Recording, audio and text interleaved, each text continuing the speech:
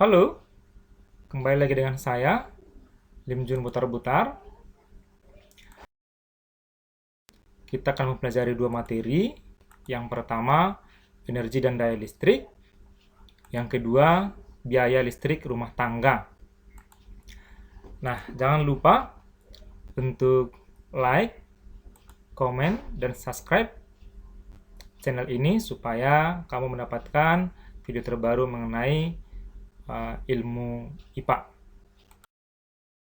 Yang pertama, kita masuk bagian yang pertama, yakni mengenai energi dan daya listrik. Nah, energi listrik besaran ini disimbolkan dengan W, di mana W sama dengan V dikali I dikali T. Yang kedua, daya listrik besaran ini disimbolkan dengan P. P sama dengan energi dibagi dengan waktu. Nah, sekarang karena P sama dengan W per T, maka kita masukkan nilai W sama dengan V dikali I dikali T per T. Maka kita bisa sederhanakan persamaan ini dengan cara sederhanakan waktu yang di atas dengan waktu yang di bawah. Maka T di atas sederhanakan dengan T yang di bawah, maka kita peroleh P sama dengan V dikali I, yakni tegangan dikali dengan kuat arus. Nah, sesuai dengan hukum Ohm bahwa I sama dengan V per R atau V sama dengan I dikali R. Maka persamaan daya di atas kita dapat kembangkan lagi menjadi P sama dengan I dikali R dikali dengan I, di mana IR adalah nilai dari V. Maka kita peroleh daya menjadi I kuadrat dikali dengan R. Nah, kamu bisa mencoba persamaan daya yang lainnya dengan mensubstitusikan nilai I sama dengan V per R.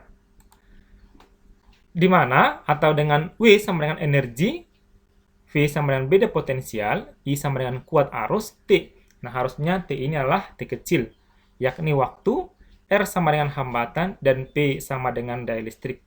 Satuannya bisa kamu perhatikan masing-masing. Kita bisa menghitung tagihan listrik dalam rumah tangga dengan persamaan di atas, ya. Kita bisa menghitung. Kita lihat contoh soal berikut yang dimana dikatakan di sini keluarga Pak Andi menggunakan peralatan listrik di rumahnya sebagai berikut.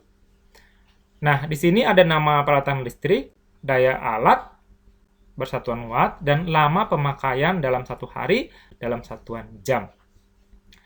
Nah, di sini ada 3 buah peralatan listrik. Yang pertama, 2 buah lampu berdaya 40 watt, lama pemakaian per hari sekitar 5 jam. Televisi berdaya 250 watt, dinyalakan per hari sekitar 2 jam.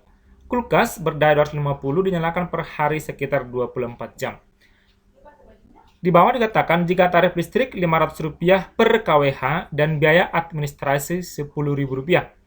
Berapakah biaya listrik yang harus dibayar Pak Dono? Nah, maaf ya, harusnya ini yang harus dibayar Pak Andi. Karena di sini Pak Andi, di sini juga harus Pak Andi.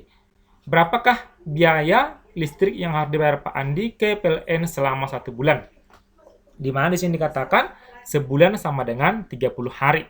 Nah, jadi 1 bulan itu dibuatkan selama 30 hari.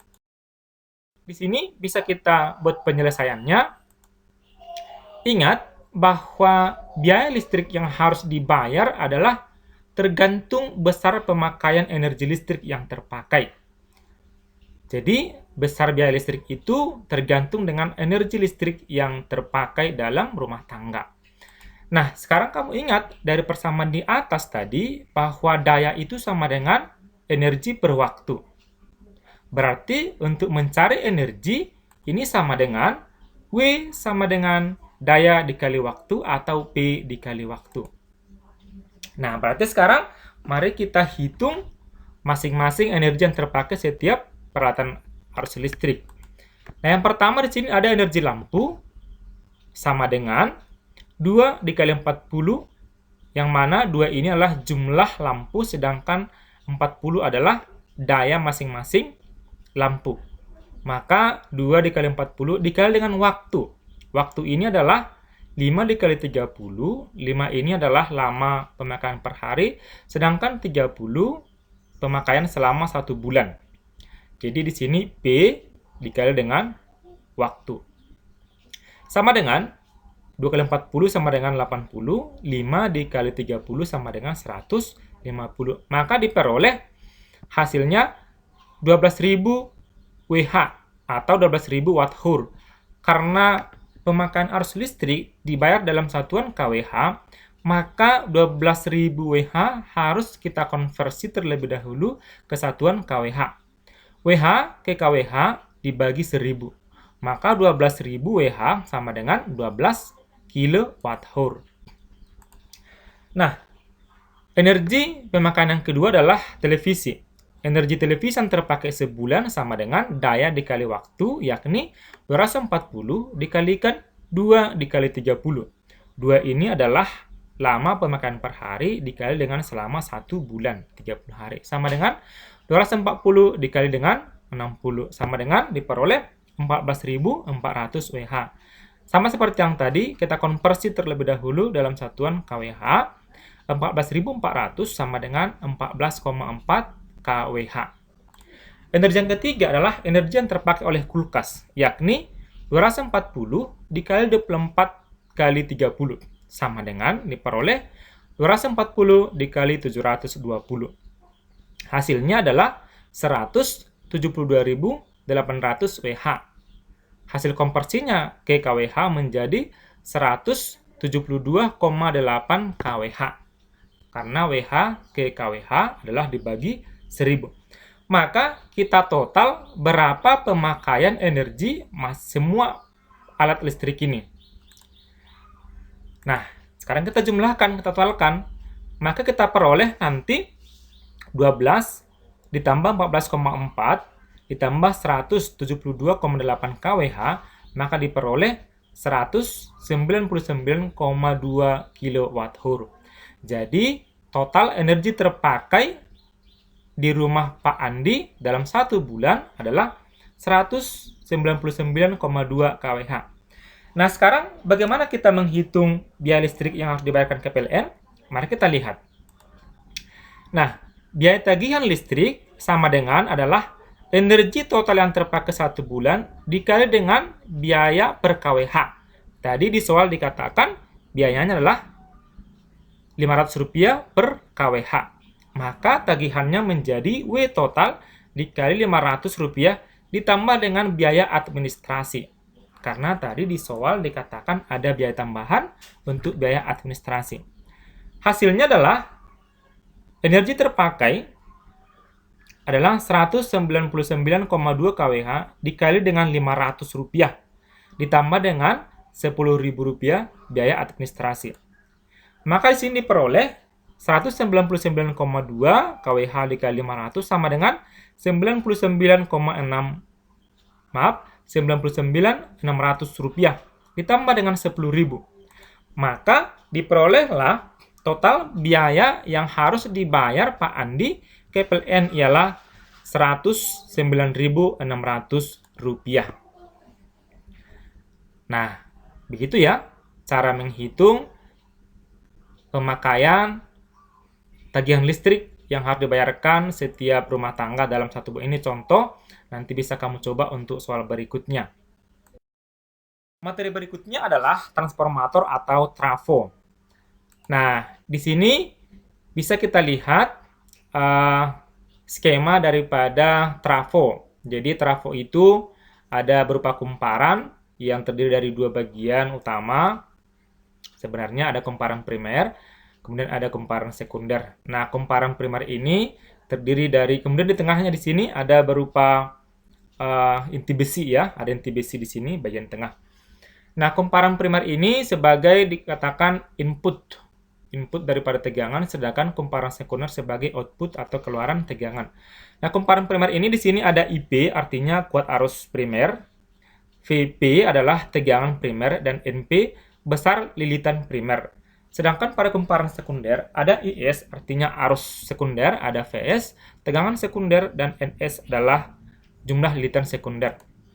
Nah, dari sini bisa kita tarik hubungan jumlah lilitan dengan tegangan, yakni sebagai berikut.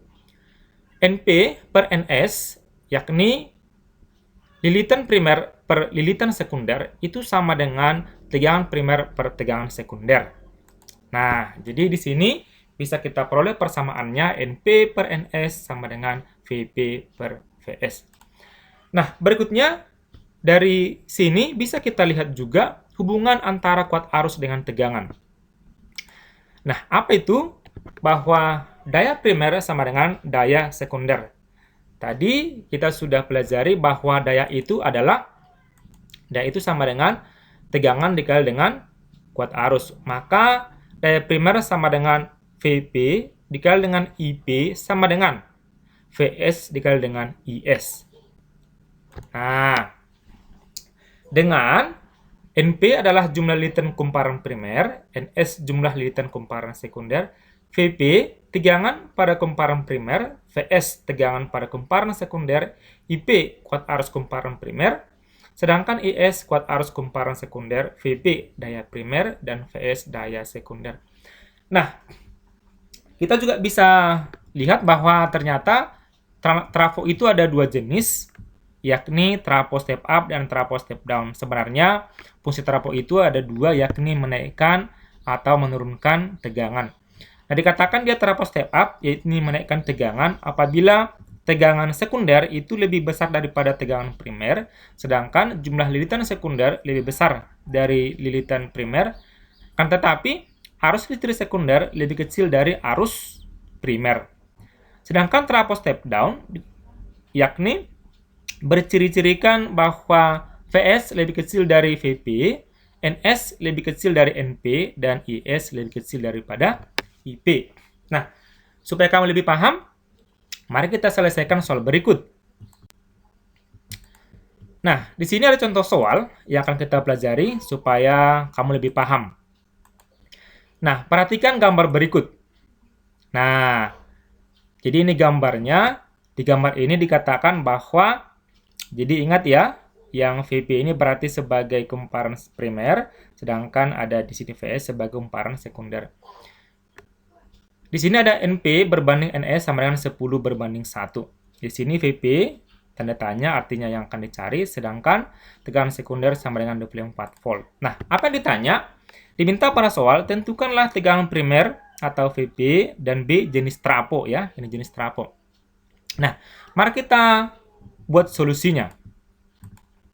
Nah, solusinya yang pertama adalah kita buat dulu besaran-besaran yang diketahui. Apa saja itu? Pada soal diketahui bahwa NP berbanding dengan NS sama dengan 10 berbanding 1. Besaran berikutnya adalah bahwa tegangan sekunder VS sama dengan 24 volt. Nah, diminta pada soal ada dua, yakni tegangan primer dan jenis trafo. Nah, sekarang mari kita buat penyelesaiannya. Bagian A, maka sesuai yang kita pelajari tadi, bahwa NP per NS sama dengan VP per VS. Nah, karena di soal tadi bahwa perbandingan NP berbanding NS sama dengan 10 banding 1, maka bisa kita tahu NP sama dengan 10 per NS sama dengan 1 sama dengan VP per VS yakni 24. Nah, dari hasil perkalian silang ini, kita akan peroleh bahwa VP dikali 1 sama dengan 10 dikali 24. Sama dengan 10 dikali 24 per 1. Maka dari sini bisa kita peroleh bahwa besar tegangan primer sama dengan 240 volt. Nah, begitu ya. Nah, baik, berikutnya, sahabat IPA, kita selesaikan bagian yang kedua, yakni bagian B, jenis trafo. Nah, kita lihat satu persatu hal-hal atau bagian-bagian yang diketahui. Yang pertama dari soal, kita ketahui bahwa VS itu tegangan sekunder adalah 24 volt, lebih kecil daripada tegangan primer yakni 240 volt yang sudah kita cari tadi. Nah, di sini. Nah, yang berikutnya, kita juga tahu bahwa jumlah lilitan sekunder itu lebih kecil daripada jumlah lilitan primer. Nah, ini jumlah liter primer ya. Jadi ini NP. Ini NP bukan VP. Di mana NS sama dengan 1, sedangkan NP sama dengan 10.